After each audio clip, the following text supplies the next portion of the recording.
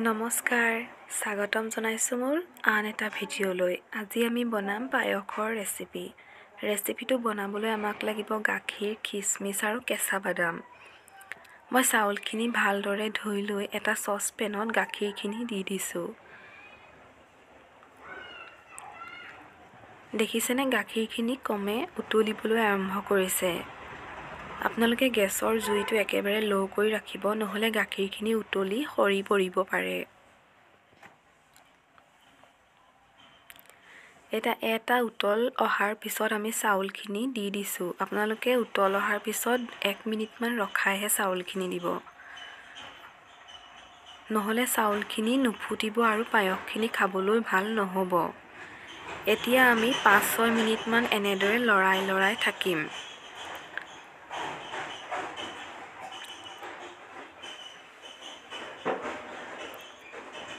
এতিয়া আমি ইয়াত দি দিছোঁ খিচমিচ আৰু কেঁচা বাদাম। আপোনালোকে যদি পায়সখিনি অতি সুগন্ধিযুক্ত কৰিব বিচাৰে তেন্তে লং, ইলাচি, ডালচেনি, তেজপাত, কেশৰ আদি ব্যৱহাৰ কৰিব পাৰে। মই খাই ভাল নাপাওঁ, সেয়েহে মই দিয়া নাই, আপোনালোকে দিব পাৰে। এতিয়া চাওক, আমি খিচমিচ, বাদাম, চাউল সকলো দিয়াৰ পিছত এনেদৰে লৰাই আছোঁ। সেয়েহে দেখাত ইমান সুন্দৰ হৈ পৰিছে, ডাঠ হৈ পৰিছে। আমুল তাজা গাখীৰেৰে বনোৱা পায়স খাবলৈ খুবেই সুন্দৰ হয়।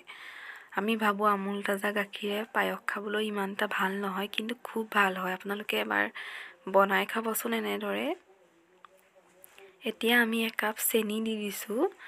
চেনিখিনি সদায় একেবাৰে পায়স হোৱাৰ অলপ সময় আগতহে দিব, নহ'লে চেনিখিনি দি দিলে আগতীয়াকৈ পায়সৰ কালাৰটো খুব মধুৰ আগতে হয়, বগা হৈ নাথাকে। যিটো পায়সৰ ৰং, সেই ৰংটো চেনিটোৱে লৈ যায়। সেয়েহে আমি পায়সখিনি হোৱাৰ আগে চেনি দিওঁ।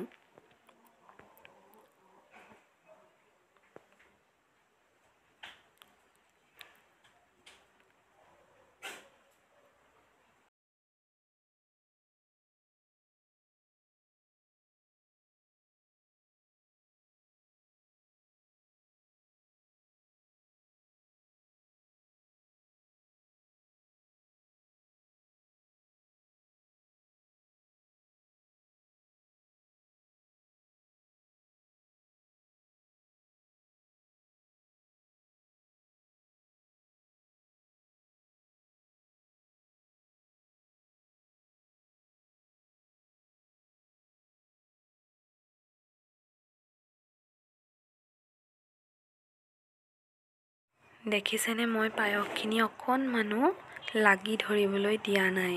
যিমান পাৰোঁ সিমান মই লৰাই বনাইছোঁ। আপোনালোকেও এনেদৰে হাতেৰে লৰাই বনাব, নহ'লে পায়সখিনি লাগি ধৰিলে খাই ভাল নাপাব।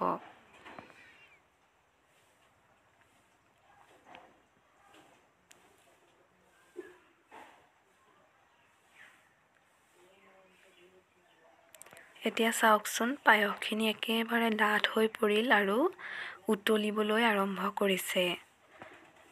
পায়সখিনি সিজিবলৈ ধৰিছে। 20-25 মিনিটৰ পিছত আমাৰ পায়স একেবাৰে প্ৰস্তুত হৈ পৰিলে।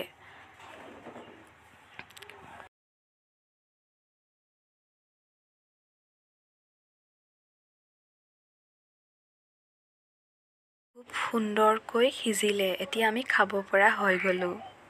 যদি ভিডিঅ'টো ভাল পালে তেন্তে লাইক, শ্বেয়াৰ, কমেণ্ট আৰু ছাবস্ক্ৰাইব কৰি থৈ যাবলৈ নাপাহৰিব।